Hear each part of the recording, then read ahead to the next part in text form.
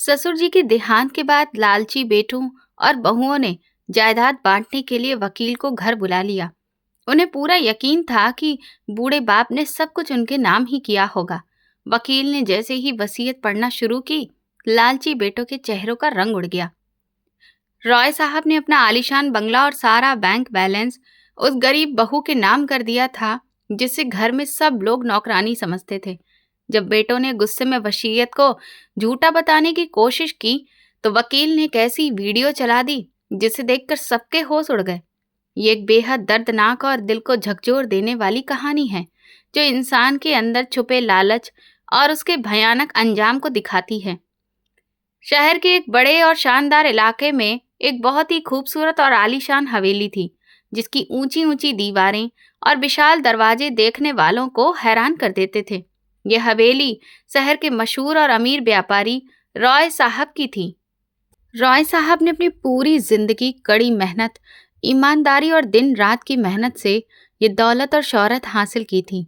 उनके पास इतनी संपत्ति थी कि उसका हिसाब लगाना भी मुश्किल था, लेकिन इतनी दौलत होने के बावजूद उनकी जिंदगी के आखिरी दिन बहुत दर्द, तकलीफ और अकेलेपन में बीत रहे थे। रॉय साहब के 3 बेटे थे और उन्होंने तीनों की शादियां बड़े और अमीर घरानों में की थीं, लेकिन उनके बेटे और बहुएं बेहद लालची, घमंडी और निर्दयी स्वभाव के थे। उनके दिल में अपने बूढ़े बाप के लिए जरा भी प्यार या सम्मान नहीं था। उन्हें सिर्फ उनकी संपत्ति और हवेली से मतलब था। वे हर समय इसी इंतजार में रहते थे कि कब उनका पिता इस दुनिया से जाए और वे उसकी सारी संपत्ति पर कब्जा कर लें। रॉय साहब बहुत बूढ़े हो चुके थे और एक गंभीर बीमारी से कई महीनों से बिस्तर पर पड़े थे। उनके शरीर में इतनी भी ताकत नहीं बची थी कि वे खुद से पानी पी सकें। उनके बेटे दिन भर अपने काम और ऐशो आराम में लगे रहते और रात को घर आकर भी अपने पिता के कमरे की तरफ झांकते तक नहीं थे। उनकी बहुएं भी दिन भर सजने संवरने, महंगे कपड़े पहनने और अपनी सहेलियों के साथ समय बिताने में लगी रहती। उन्हें इस बात की कोई चिंता नहीं थी कि उनका बूढ़ा ससुर किस हालत में है, उसे दवा मिली या नहीं, उसने खाना खाया या नहीं। अगर कभी कोई गलती से उनके कमरे में चला भी जाता तो बीमारी की हालत देखकर मुंह बनाते हुए तुरंत बाहर निकल आता और उन्हें अकेला छोड़ देता। इतनी बड़ी हवेली में रहते हुए भी रॉय साहब पूरी तरह अकेले थे। उनका हाल पूछने वाला कोई नहीं था। लेकिन इस माहौल में एक नेक दिल और सच्ची इंसान भी थी, जिसका नाम प्रीति था। प्रीति रॉय साहब के गरीब पड़ोसी की बेटी थी, जिसके माता पिता बचपन में ही गुजर गए थे। रॉय साहब ने उसे अपने घर में सहारा दिया था और जब वो बड़ी हुई तो उसकी शादी अपने एक अच्छे और आज्ञाकारी भतीजे से कर दी थी। लेकिन किस्मत को तो कुछ और ही मंजूर था। शादी के कुछ साल बाद ही उसके पति की एक हादसे में मौत हो गई और प्रीति एक बेबस विधवा बनकर उसी हवेली में रह गई। रॉय साहब के बेटों और बहुओं ने उसकी इस मजबूरी का फायदा उठाया और उसे घर की नौकरानी की तरह काम करवाने लगे। उसे हर समय ताने देते, अपमानित करते और उसके साथ बहुत बुरा व्यवहार करते। लेकिन प्रीति ने कभी शिकायत नहीं की। वो चुपचाप सब कुछ सहती रही और सिर्फ रॉय साहब की सेवा में लगी रही। जब पूरे घर में कोई भी उनका हाल पूछने नहीं आता था, तब प्रीति ही थी जो उन्हें समय पर दवा देती, खाना खिलाती, उनके सिरहाने बैठती और उनका ध्यान रखती थी। रॉय साहब ने अपनी आखिरी सांसों तक ये सब देखा और समझ लिया था कि असली अपना कौन है और कौन सिर्फ दौलत का भूखा है। और शायद यही वजह थी कि उन्होंने अपनी पूरी संपत्ति उस बहू के नाम पर कर दी, जिसे दुनिया ने कभी सम्मान नहीं दिया, लेकिन जिसने इंसानियत का फर्ज निभाया। उन्होंने प्रीति को इस हवेली के एक छोटे से कच्चे कमरे में रहने पर मजबूर कर दिया और उसे घर की एक साधारण नौकरानी बना दिया। प्रीति सारा दिन उस इतनी बड़ी हवेली की सफाई करती, झाड़ू पोछा लगाती, बर्तन धोती और उन घमंडी बहुओं के ताने और गालियां सहती रहती। उस गरीब औरत के पास पहनने के लिए पुराने और फटे हुए कपड़े थे और वो बचे कुचे खाने से ही अपना पेट भर लेती थी। लेकिन इस सब के बावजूद प्रीति के दिल में रॉय साहब के लिए एक पिता के जैसा प्यार और गहरी इज्जत थी, क्योंकि वो जानती थी कि जब इस दुनिया में उसका कोई सहारा नहीं था, तब रॉय साहब ने ही उसे अपने घर में जगह दी थी। जब रॉय साहब गंभीर रूप से बीमार होकर बिस्तर पर पड़ गए और उनके अपने सगे बेटों ने उन्हें अकेला छोड़ दिया, तब यही प्रीति थी जो दिन भर के सारे कठिन काम खत्म करने के बाद रात को चुपके से अपने बूढ़े ससुर के कमरे में चली जाती। वो पूरी रात जागकर उनकी सेवा करती, उनके पैर दबाती, उनके मैले कपड़े बदलती और उन्हें अपने हाथों से खाना खिलाती। प्रीति उनके बिस्तर के पास बैठकर रोती रहती। रॉय साहब की धुंधली और कमजोर आंखें ये सब खामोशी से देख रही थीं। वो अपने बेटों की बेरुखी और लालच को भी समझ रहे थे और इस गरीब बहू की सच्ची सेवा और उसके आंसुओं को भी महसूस कर रहे थे। उनका दिल अंदर ही अंदर टूट रहा था जब वो देखते थे कि जिन बेटों को उन्होंने अपनी जान से ज़्यादा चाहा, जिनके लिए उन्होंने ये सारी दौलत बनाई, वही आज उनकी मौत का इंतज़ार कर रहे हैं।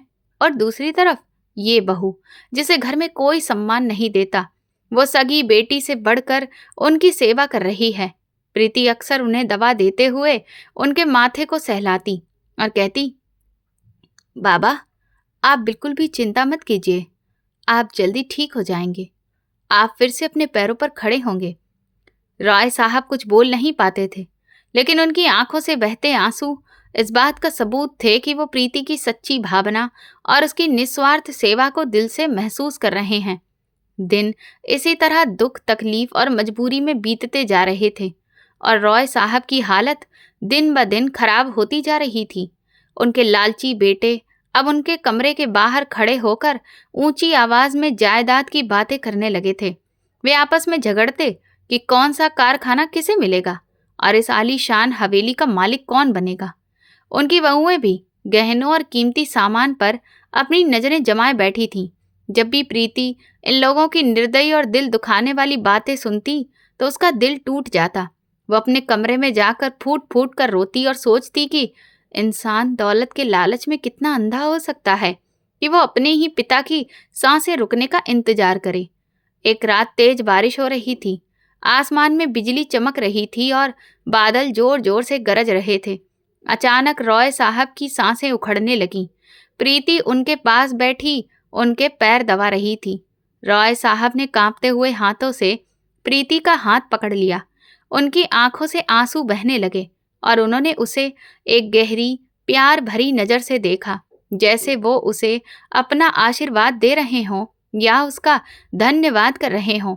प्रीति घबरा गई और रोते हुए जोर जोर से पुकारने लगी, कोई है? जल्दी आओ, बाबा की तबीयत बहुत खराब हो रही है। लेकिन इतनी बड़ी हवेली में कोई भी उसकी आवाज़ सुनने वाला नहीं था। लालची बेटे और उनकी पत्नियां अपने आरामदायक कमरों में गहरी नींद में सो रहे थे। प्रीति ने रोते हुए रॉय साहब का सिर अपने कंधे पर रख लिया।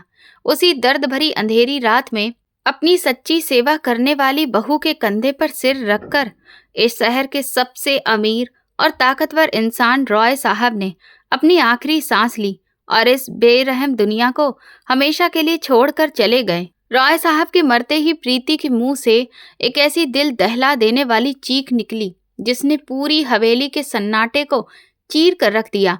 वो जोर जोर से रोने लगी, जैसे उसका सब कुछ खत्म हो गया हो। उसकी हालत देखकर लगता था जैसे उसने अपना सबसे बड़ा सहारा खो दिया हो। उसकी आवाज़ सुनकर लालची बेटे और उनकी बहुएं अपने अपने कमरों से बाहर आ गए। जैसे ही उन्होंने देखा कि उनका बाप इस दुनिया से जा चुका है, उन्होंने तुरंत ही नकली रोना शुरू कर दिया। वे ऊंची ऊंची आवाज में चिल्लाकर रोने लगे ताकि हवेली के नौकर और बाहर के लोग ये समझें कि उन्हें अपने पिता की मौत का बहुत दुख है। लेकिन उनके दिलों के अंदर खुशी छिपी हुई थी, क्योंकि अब वे इस अपार दौलत और बड़ी जायदाद के अकेले मालिक बनने वाले थे। अगले ही सुबह पूरे शहर में रॉय साहब की मौत की खबर फैल गई। शहर के बड़े बड़े व्यापारी, अमीर लोग और रिश्तेदार हवेली में इकट्ठा होने लगे।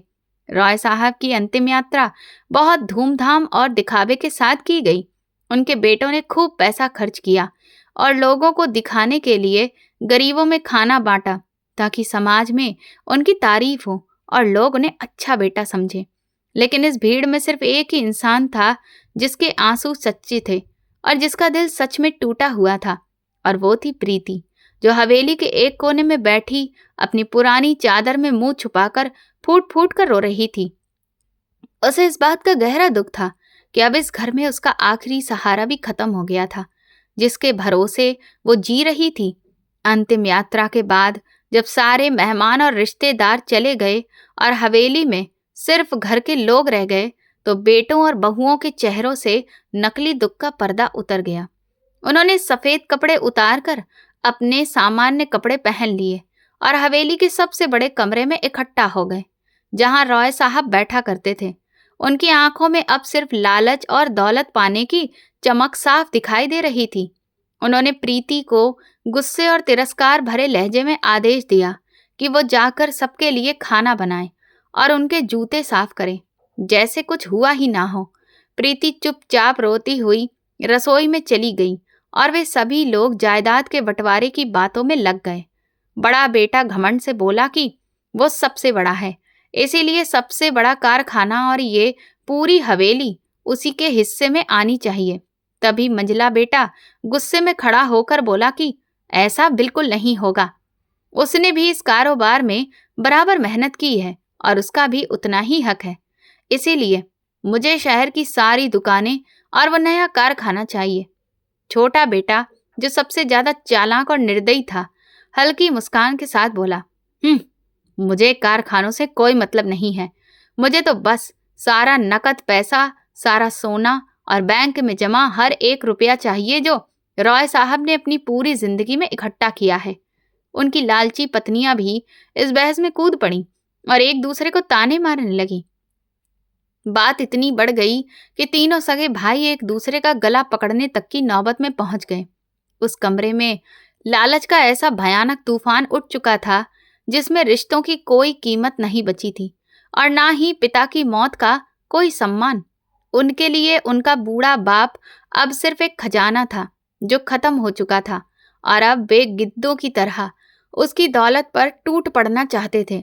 जब झगड़ा हद से ज्यादा बढ़ गया और कोई भी पीछे हटने को तैयार नहीं था, तो सबसे बड़े बेटे ने गुस्से में मेज पर जोर से हाथ मारते हुए कहा, ऐसे लड़ने से कुछ नहीं होगा।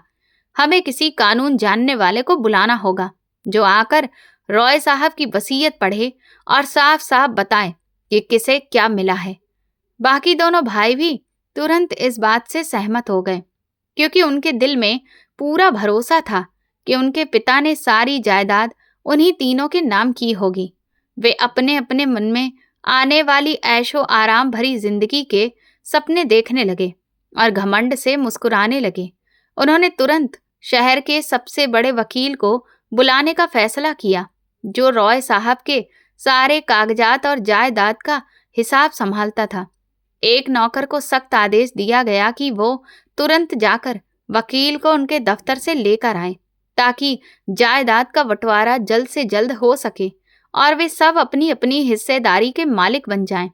नौकर आदेश मिलते ही दौड़ पड़ा और हवेली से बाहर निकल गया। उधर तीनों भाई और उनकी पत्नियां उस बड़े कमरे में बेसब्री और लालच भरी नजरों से दरवाजे की तरफ देख रहे थे। कुछ ही देर पहले जहां ये तीनों भाई एक दूसरे के खून के प्यासे हो रहे थे, वहीं अब एक अजीब सी खामोशी छा गई थी, जिसमें सिर्फ इंतजार और लालच की धड़कनें सुनाई दे रही थीं। उनकी नजरें बार बार उस भारी लकड़ी के दरवाजे पर टिक जाती, जहां से वकील को अंदर आना था और उनकी किस्मत का फैसला होना था। उनके दिलों में लालच, हवस और दौलत का ऐसा अंधा और खतरनाक तूफान चल रहा था, जिसने उनके दिमाग को पूरी तरह सुन्न कर दिया था। उन्हें अपने बूढ़े बाप की मौत का, उनके अंतिम संस्कार का या उनके इस दुनिया से चले जाने का जरा भी दुख या अफसोस नहीं था। वे अपनी अपनी जगह पर बैठे घमंड और खुशी से मुस्कुरा रहे थे और अपने मन में आने वाली ऐशो आराम और अय्यासी से भरी जिंदगी के झूठे सपने देख रहे थे। बड़ा बेटा बेचैनी से बार बार अपनी जगह बदल रहा था और अपनी घमंडी पत्नी की तरफ देखकर इशारा कर रहा था कि इस हवेली और सबसे बड़े कारखाने का असली मालिक वही बनने वाला है। मंझला बेटा भी अपनी पत्नी के कान में धीरे धीरे कह रहा था कि जैसे ही वकील उसके हिस्से का ऐलान करेगा, वो उसी समय अपना सामान लेकर इस घर से अलग हो जाएगा और अपनी अलग दुनिया बसाएगा। वहीं सबसे छोटा बेटा, जो सबसे ज्यादा चालाक और निर्दयी था, अपनी जगह पर बैठा एक खतरनाक मुस्कान के साथ अपने हाथ रगड़ रहा था और सोच रहा था कि जैसे ही सारा नकद पैसा, सोना और छुपी हुई दौलत उसके हाथ लगेगी, वो दुनिया का सबसे ताकतवर और अमीर इंसान बन जाएगा। दूसरी तरफ उसी हवेली के एक छोटे, कच्चे और अंधेरे रसोई घर में प्रीति अकेली बैठी फूट फूट कर रो रही थी। उसकी आंखों से बहते सच्चे आंसू उसके पुराने और फटे कपड़ों को भिगो रहे थे। उसका दिल अपने उस बूढ़े ससुर के जाने के गम में टूट चुका था। उसे इस बात से कोई मतलब नहीं था कि बड़े कमरे में क्या चल रहा है या वे लालची लोग किस तरह जायदाद के लिए लड़ रहे हैं। उसके मन में तो बस अपने ससुर की आखिरी सांसें, उनका दर्द और उनकी वो प्यार भरी कमजोर आंखें घूम रही थीं, जिन्हें वो कभी भूल नहीं सकती थी। रोते रोते भी वो अपने खुरदरे और जख्मी हाथों से उन्हीं निर्दयी लोगों के लिए खाना बना रही थी और उनके जूठे बर्तन साफ कर रही थी, क्योंकि उसे पता था कि अगर उसने जरा भी देर की तो वे लोग उसे इस दुख की घड़ी में भी मारने, पीटने और गालियां देने से पीछे नहीं हटेंगे। वो सच में एक बहुत ही मजबूर, बेसहारा और अकेली औरत थी, जिसके पास सहने के अलावा कोई और रास्ता नहीं था, जिसका इस जालिम दुनिया में और इस अंधेरी हवेली में अब कोई सहारा नहीं था।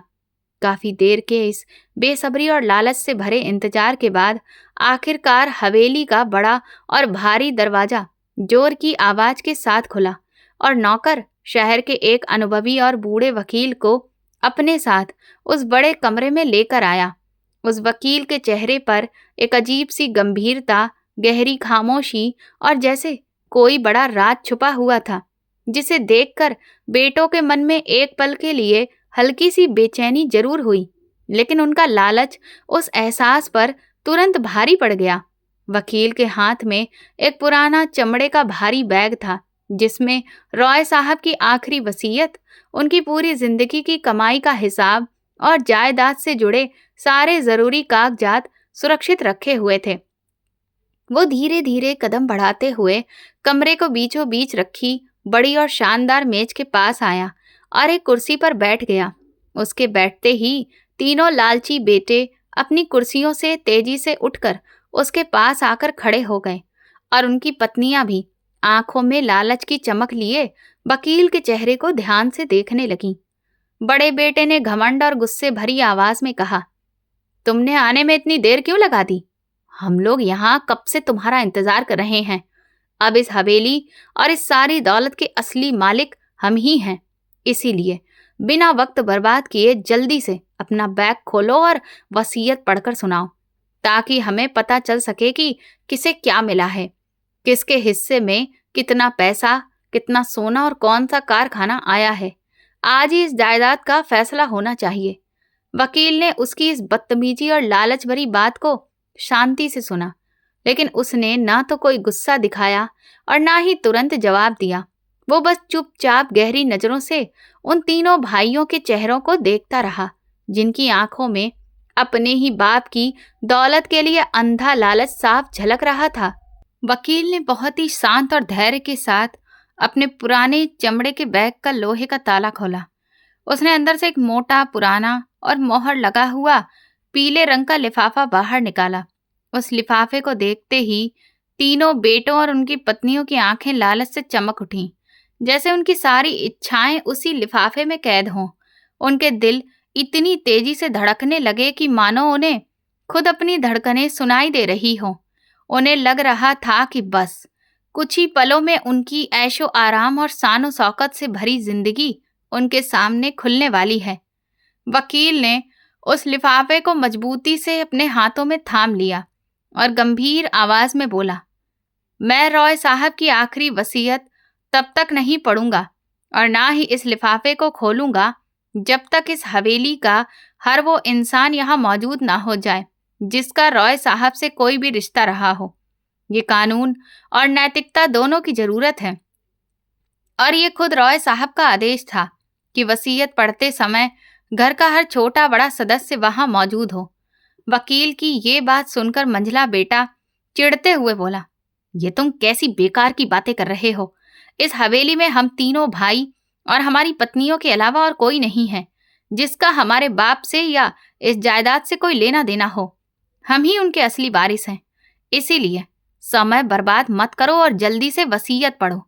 वकील ने सख्ती से सिर हिलाते हुए कहा, नहीं, तुम लोग एक बहुत अहम इंसान को भूल रहे हो। जाओ और उस गरीब विधवा बहू प्रीति को भी इस वक्त यहाँ बुलाकर लाओ, जो रॉय साहब की बहू है और जिसने अपनी पूरी जिंदगी इस घर में नौकरानी बनकर बिताई है।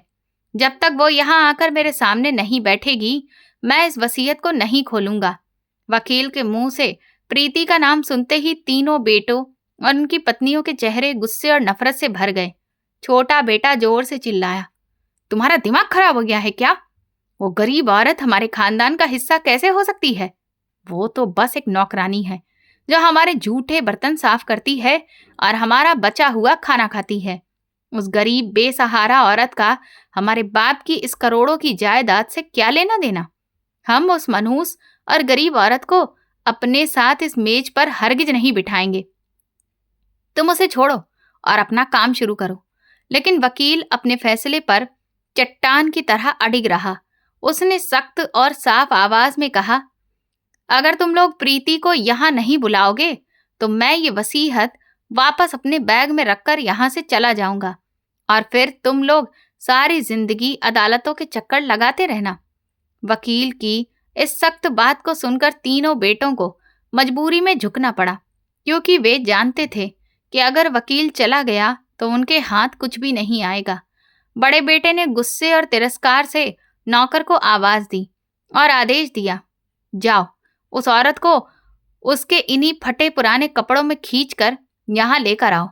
नौकर तुरंत रसोई की तरफ भागा और वहां रोती हुई प्रीति को सख्त आवाज में बुलाया कि उसे बड़े कमरे में बुलाया गया है। प्रीति, जो अभी भी अपने बूढ़े ससुर के गम में फूट फूट कर रो रही थी, उसके कपड़े बर्तन धोने की वजह से गीले हो चुके थे। वो डरते डरते सहमी हुई हालत में कांपते कदमों से उस बड़े कमरे के दरवाजे पर आकर खड़ी हो गई। उसकी आंखें रोने से लाल और सूजी हुई थीं। चेहरा पीला और कमजोर लग रहा था।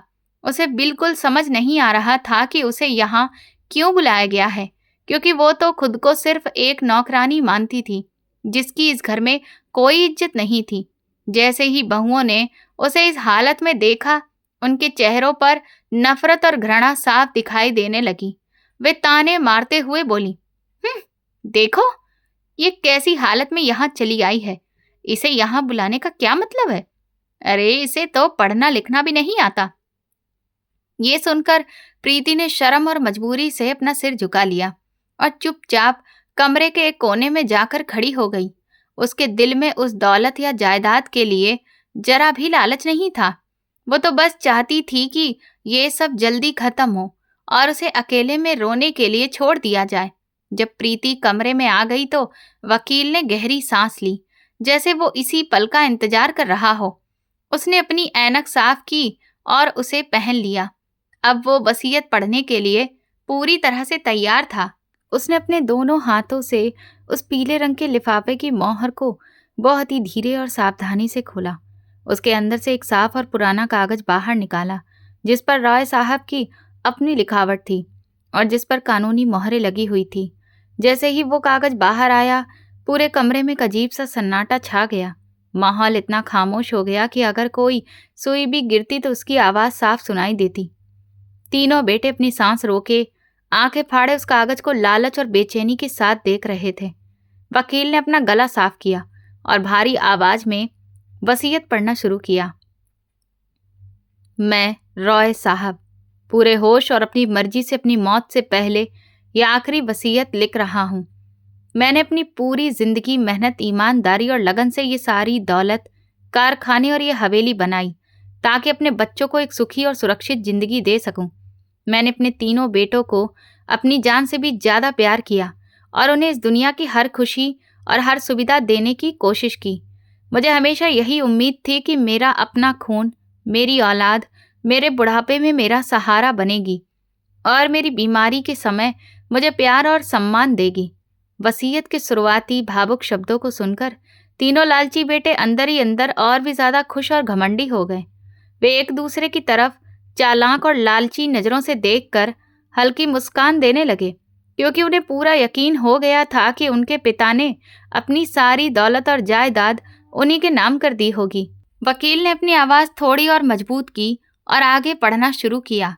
लेकिन जब मेरी जिंदगी में बीमारी का वो कठिन समय आया, जब मेरा शरीर मेरा साथ छोड़ने लगा और मैं एक कमजोर इंसान की तरह अपने बिस्तर पर पड़ा रहा, तब मेरी आंखों से झूठी मोहब्बत और रिश्तों का पर्दा हट गया। मुझे इस दुनिया की एक कड़वी और डरावनी सच्चाई दिखाई दी। मुझे ये महसूस हुआ कि मेरे तीनों बेटों के दिल में मेरे लिए ना तो कोई सच्चा लगाव है, ना कोई सम्मान और ना ही कोई अपनापन। उनके दिल पत्थर जैसे सख्त हो चुके हैं और उनकी आंखों में सिर्फ मेरी दौलत का लालच है।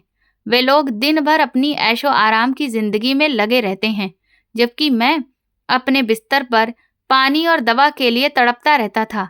उनकी पत्नियां अपनी महफिलों में हंसती रहती थीं और मैं दर्द से कराहता रहता था। इन लोगों ने मुझे जीते जी ही मौत जैसी हालत में छोड़ दिया था और ये सभी मेरी सांसें रुकने का इंतजार कर रहे थे ताकि मेरी दौलत पर टूट पड़े।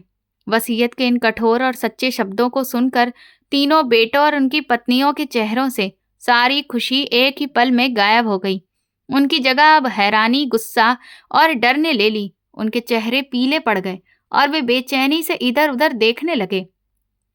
उन्हें समझ नहीं आ रहा था कि उनके पिता ने अपने ही बेटों के बारे में इतना कठोर सच क्यों लिख दिया। लेकिन असली झटका तो अभी बाकी था, क्योंकि वसीयत का सबसे बड़ा फैसला अभी पढ़ा जाना था। वकील ने कागज पर नजरें टिकाई और फिर कमरे के कोने में खड़ी रोती हुई प्रीति की तरफ देखा।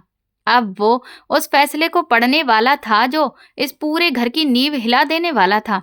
वकील ने पूरी ताकत और गूंजती हुई आवाज में वसीयत का आखिरी हिस्सा पढ़ना शुरू किया।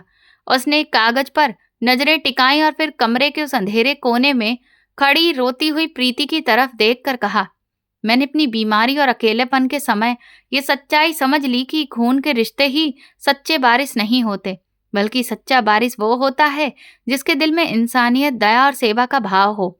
जब मेरे अपने बेटों ने मुझे अकेला छोड़ दिया, तब इस हवेली की वही गरीब बेबस औरत जिसे ये पूरा घर नौकरानी समझता था, यानी मेरी बहू प्रीति, उसने एक सच्ची बेटी बनकर मेरी सेवा की। उसने मेरे हर दर्द को अपने हाथों से सहा, रात रात भर जागकर मुझे दवा दी, मेरे पैर दबाए और मेरी सलामती चाही। उस औरत के दिल में मेरे दौलत के लिए कोई लालच नहीं था। इसने मेरी सेवा एक इंसान समझकर की, ना कि एक अमीर आदमी समझकर। इसीलिए मैं पूरे होश और अपनी इच्छा से ये अंतिम फैसला करता हूँ कि मेरे मरने के बाद मेरे तीनों बेटों का मेरी संपत्ति, मेरे कारखानों और मेरी इस हवेली पर कोई अधिकार नहीं होगा। मैं अपनी ये आलीशान हवेली, अपना सबसे बड़ा कारखाना और बैंक में जमा सारा पैसा अपनी इस बहू प्रीति के नाम करता हूँ। आज के बाद इस घर और मेरी पूरी संपत्ति की एकमात्र मालिक प्रीति होगी और मेरे तीनों बेटे अब इसी के सहारे इस घर में रहेंगे। जैसे ही वकील के मुंह से ये शब्द निकले, पूरे कमरे में सन्नाटा टूट गया और मानो किसी ने जोरदार विस्फोट कर दिया हो। तीनों बेटों के पैरों तले जमीन खिसक गई। उनके चेहरों का रंग उड़ गया और उनकी आंखें हैरानी और गुस्से से फटी रह गईं। कुछ ही देर पहले जो दिल खुशी और लालच से भरे हुए थे, अब उनमें डर और सदमे ने जगह ले ली थी। उन्हें अपने कानों पर यकीन नहीं हो रहा था कि उनके पिता ने उनके साथ ऐसा फैसला किया है। उनकी सारी शान, उनका घमंड और उनके सपने एक ही पल में टूटकर उसी गरीब औरत के कदमों में गिर गए जिसे वे अब तक कुछ भी नहीं समझते थे। उनकी पत्नियां जो कुछ देर पहले गहनों और दौलत के सपने देख रही थीं, अब स्तब्ध खड़ी थीं, जैसे कि उनकी दुनिया उजड़ गई हो। उन औरतों की हालत ऐसी हो गई जैसे सब कुछ खत्म हो गया हो। वे पागलों की तरह अपने बाल नोचने लगीं और उनके मुंह से दर्द भरी चीखें निकलने लगीं। दूसरी तरफ प्रीति, जो कमरे के उस अंधेरे कोने में खड़ी रो रही थी, जब उसने अपना नाम और सारी जायदाद अपने नाम होने की बात सुनी तो वो बिल्कुल पत्थर की तरह सुन्न रह गई। उसे यकीन ही नहीं हो रहा था कि उसके ससुर ने उसके लिए इतना बड़ा फैसला लिया है। उसकी आंखों से बहते आंसू अब हैरानी और कृतज्ञता में बदल चुके थे। लेकिन उन तीनों बेटों का लालच और गुस्सा अब एक खतरनाक तूफान बन चुका था। वे तीनों भाई पागलों की तरह अपनी जगह से उठे और जोर जोर से चिल्लाते हुए कमरे की चीजें तोड़ने लगे। बड़े बेटे ने गुस्से में मेज पर हाथ मारते हुए वकील की तरफ इशारा करके चिल्लाया, ये वसीयत झूठी है, ये सब धोखा है। तुमने जरूर इस औरत से मिलकर हमें फंसाया है। हमारे बाप से धोखे से दस्तखत करवा लिए हैं। हमारा बाप कभी भी हमें छोड़कर इस औरत को सब कुछ नहीं दे सकता। मंझला बेटा भी गालियां देते हुए बोला, हम इस कागज को नहीं मानते, अभी कभी इसे फाड़ देंगे और तुम दोनों को इस घर से बाहर निकाल देंगे। छोटा बेटा तो गुस्से में अपनी हद ही पार कर गया। वो तेजी से प्रीति की तरफ दौड़ा और हाथ उठाकर उसे मारने ही वाला था। वो चीख रहा था, इस औरत ने हमारे बाप पर कुछ जादू किया है, तभी उन्होंने ऐसा फैसला लिया। हम इस वसीयत को नहीं मानेंगे और अदालत में साबित करेंगे कि हमारे बाप की मानसिक हालत ठीक नहीं थी। लेकिन उनके इस खतरनाक और पागलपन भरे व्यवहार के सामने भी वो बूढ़ा वकील बिल्कुल शांत रहा। वो अपनी जगह से हिला तक नहीं, बल्कि उसने बहुत ही सुकून और हल्की मुस्कान के साथ हाथ उठाकर उन तीनों को रुकने का इशारा किया, जैसे उसे पहले से ही पता हो कि आगे क्या होने वाला है।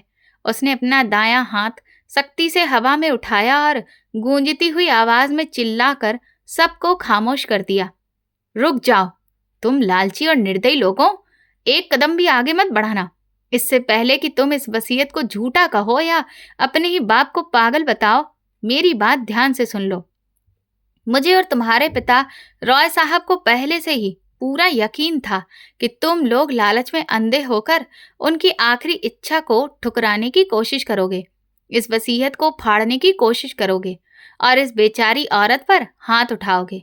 इसलिए उन्होंने अपने मरने से पहले एक ऐसा पक्का और सच्चा सबूत मेरे पास छोड़ दिया है, जिसे देखकर कोई भी अदालत तुम्हारी एक भी बात नहीं मानेगी। ये सुनते ही कमरे में एक अजीब सा तनाव फैल गया। वकील ने बिना देर किए अपने पुराने बैग में हाथ डाला और एक छोटी सी स्क्रीन वाला उपकरण बाहर निकाला। उसने उसे मेज के बीचों बीच रख दिया और शांत लेकिन गहरी आवाज में बोला, तुम अपने बाप को पागल कह रहे हो तो अब अपनी आंखों से सच देख लो। उसने बटन दबाया और स्क्रीन पर जो दृश्य उभरा उसे देखकर सबकी सांसें थम गईं। कुछ ही पल पहले जो लोग चीख रहे थे अब बिल्कुल खामोश हो गए, जैसे किसी ने उनकी आवाज छीन ली हो।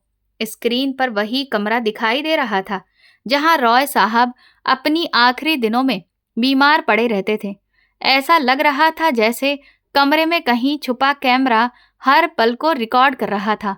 वीडियो में सबसे पहला दृश्य दोपहर का था, जहां रॉय साहब अकेले बिस्तर पर पड़े थे, बेहद कमजोर और प्यास से तड़पते हुए। उनके कांपते हुए हाथ पानी के गिलास की तरफ बढ़ रहे थे, लेकिन उनमें इतनी ताकत नहीं थी कि उसे उठा सकें। उनकी आवाज कमजोर और दर्द से भरी हुई थी। वे बार बार अपने बेटों को पुकार रहे थे, लेकिन कमरे में कोई भी नहीं आया।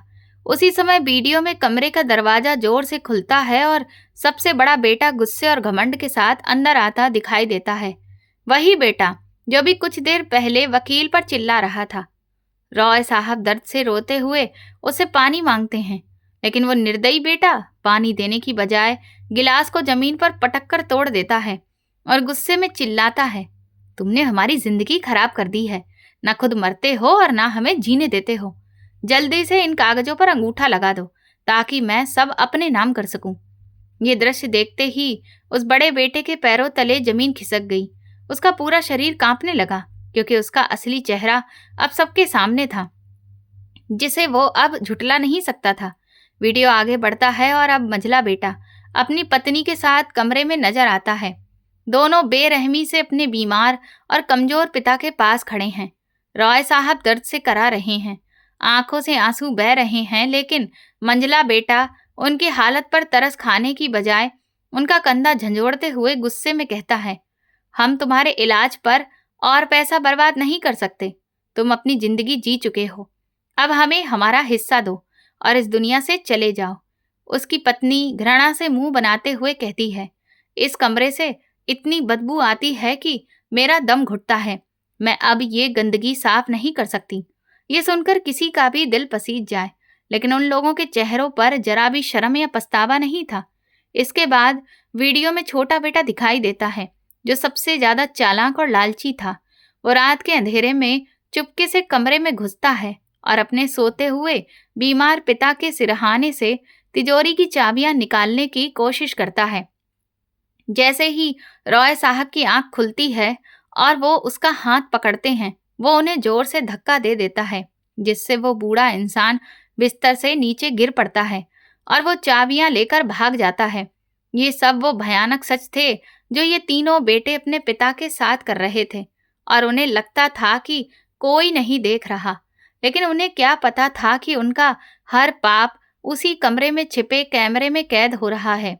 ये सब देखकर तीनों बेटों और उनकी पत्नियों के चेहरे सफेद पड़ गए। उनकी आवाज जैसे गले में अटक गई और वे बिल्कुल खामोश होकर उस सच को देखते रह गए जिससे बचना नामुमकिन था। उनके दिमाग पूरी तरह से सुन्न हो चुके थे। अब उनमें इतनी भी हिम्मत नहीं बची थी कि वकील की तरफ देखकर उसे झूठा कह सके, क्योंकि उनका असली चेहरा सबके सामने आ चुका था। लेकिन इस वीडियो का सबसे दर्दनाक हिस्सा अभी बाकी था, जिसने वहां खड़े हर इंसान के दिल को हिलाकर रख दिया। वीडियो में गहरी रात का सन्नाटा दिखाई देता है। पूरी हवेली शांत थी और रॉय साहब बिस्तर से नीचे फर्श पर गिरे हुए दर्द से तड़प रहे थे। तभी दरवाजा धीरे से खुलता है और प्रीति अंदर आती है, वही औरत जिसे घर वाले नौकरानी समझते थे। जैसे ही उसने अपने बूढ़े ससुर को उस हालत में देखा, उसकी आंखों से आंसुओं की धारा बहने लगी। वो दौड़कर उनके पास गई और बहुत प्यार और सहारे से उन्हें उठाकर वापस बिस्तर पर लिटाया। वीडियो में साफ दिख रहा था कि वो कितनी लगन और सच्चे दिल से उनके गंदे कपड़े साफ कर रही है, उनके पैर दबा रही है, उन्हें अपने हाथों से दवा पिला रही है। वो बार बार उनके माथे पर हाथ फेरते हुए रोते रोते कह रही थी, बाबा, आप चिंता मत कीजिए, मैं आपके साथ हूँ, आप जरूर ठीक हो जाएंगे। रॉय साहब अपने कांपते हाथों से उसके सिर पर हाथ रखते हैं और उनकी आंखों से कृतज्ञता और प्यार के आंसू बहते हैं, जिनकी कीमत किसी भी दौलत से नहीं चुकाई जा सकती। प्रीति की ये सेवा, उसका रात रात भर जागना इस वीडियो में एक उजाले की तरह चमक रही थी, जिसके सामने बेटों का सारा घमंड और उनके सारे दावे बिल्कुल छोटे और शर्मनाक लग रहे थे। ये सब देखकर तीनों बेटे अपने घुटनों के बल गिर पड़े। उनके पास अब कुछ कहने को नहीं बचा था। फिर वीडियो का आखिरी हिस्सा सामने आया, जिसमें रॉय साहब ने अपनी कमजोर और कांपती आवाज में सीधे कैमरे की तरफ देखते हुए कहा, मैं रॉय साहब पूरे होश में ये आखिरी वीडियो बना रहा हूँ, ताकि मेरे मरने के बाद मेरे बेटे मेरी वसीयत को झूठा ना कह सकें और मुझे पागल साबित करने की कोशिश ना करें। तुम सबने मेरी हालत और इन बेटों का व्यवहार देख लिया है। इन्होंने मुझे एक इंसान नहीं बल्कि पैसे कमाने की मशीन समझा। इन्होंने मेरा दिल तोड़ दिया और मुझे जीते जी ही अकेला छोड़ दिया। इसीलिए मैंने ये फैसला किया है कि मेरी सारी दौलत, मेरी सारी दुकानें, मेरी सभी कारखाने और ये आलीशान हवेली का 1 रुपया और 1 इंच भी मेरे इन लालची बेटों को नहीं मिलेगा, क्योंकि ये इसके हकदार नहीं हैं। मेरी पूरी संपत्ति की एकमात्र सच्ची मालकिन सिर्फ मेरी बहू प्रीति होगी, जिसे इस घर में हमेशा एक नौकरानी समझा गया और जिसने सारी जिंदगी अपमान सहा। इसी ने अपने कमजोर हाथों से मेरी सेवा की, मुझे सहारा दिया और वो प्यार दिया जो मेरे अपने बेटे भी मुझे नहीं दे सके। इसने मेरी सेवा एक इंसान समझकर की, मेरे दुख बांटे। इसलिए आज के बाद इस हवेली का हर दरवाजा, हर कमरा और हर चीज प्रीति की होगी, और मेरे ये तीनों बेटे अब इसी के रहमो करम पर जिएंगे। अगर प्रीति चाहे तो इन्हें इसी वक्त इस घर से निकाल सकती है या फिर इन्हें अपने नौकर बनाकर रख सकती है। मेरा ये फैसला अंतिम और अटल है। रॉय साहब के इन आखिरी शब्दों के साथ ही वीडियो बंद हो गया और स्क्रीन पर अंधेरा छा गया। लेकिन उस अंधेरे ने उन तीनों बेटों की जिंदगी में ऐसा तूफान ला दिया जिसकी कोई सुबह नहीं थी। जो बेटे अभी कुछ देर पहले खुद को इस हवेली का मालिक समझ रहे थे, वही अब जमीन पर गिरे हुए रो रहे थे। उनके चेहरे शर्म और पछतावे से झुक गए थे। उनकी पत्नियों का सारा घमंड टूट चुका था और उनके गहने अब उन्हें बोझ जैसे लग रहे थे। उन्हें समझ आ गया था कि उनके लालच ने उन्हें कहीं का नहीं छोड़ा। वे अब उसी घर में बेबस खड़े थे जहां वे कभी हुक्म चलाते थे। वकील ने शांत भाव से मशीन बंद की और उन पर नजर डालते हुए कहा, अब तुम चाहो तो अदालत जा सकते हो, लेकिन ये सबूत तुम्हें कहीं मुंह दिखाने लायक नहीं छोड़ेगा। उधर प्रीति, जो अब तक कोने में खड़ी रो रही थी, ये सब सुनकर सदमे और भावनाओं से भर गई। वो वहीं घुटनों के बल बैठ गई। उसने कभी इस दौलत या इस हवेली की इच्छा नहीं की थी। वो तो बस अपने ससुर की सेवा कर रही थी। लेकिन आज उसकी सच्ची सेवा और इंसानियत को उसका हक मिल गया था। उसकी जिंदगी का अंधेरा पल भर में उजाले में बदल गया और उस घर के घमंडी लोगों का अहंकार हमेशा के लिए टूट गया। ये कहानी यही साबित करती है कि सच्चाई, सेवा और इंसानियत की ताकत सबसे बड़ी होती है, जो किसी भी लालच और बुराई को हरा सकती है। लालच इंसान को अंधा बना देता है और जो लोग अपने माता पिता का सम्मान नहीं करते, उन्हें अंत में पछतावा ही मिलता है। वही जो इंसान बिना किसी स्वार्थ के सच्चे दिल से सेवा और इंसानियत निभाता है, उसे देर से सही लेकिन उसका हक और सम्मान जरूर मिलता है। तो दोस्तों, अगर आपको ये कहानी पसंद आई है और आप किस शहर से ये कहानी सुन रहे हैं, कमेंट करके ज़रूर बताएं। वीडियो को लाइक करें, हाइप दें और ज़्यादा से ज़्यादा शेयर करें। चैनल पर नए हैं तो सब्सक्राइब करें और नोटिफिकेशन बेल दबाएं ताकि अगली अपडेट सबसे पहले आपको मिले। ये कहानी पूरी तरह से काल्पनिक है। इसका उद्देश्य केवल मनोरंजन और समाज को एक अच्छी सीख देना है। इस कहानी के सभी पात्र, स्थान और घटनाएं काल्पनिक हैं। यदि किसी व्यक्ति, स्थान या घटना से इसकी कोई समानता पाई जाती है तो वो मात्र एक संयोग माना जाएगा। धन्यवाद।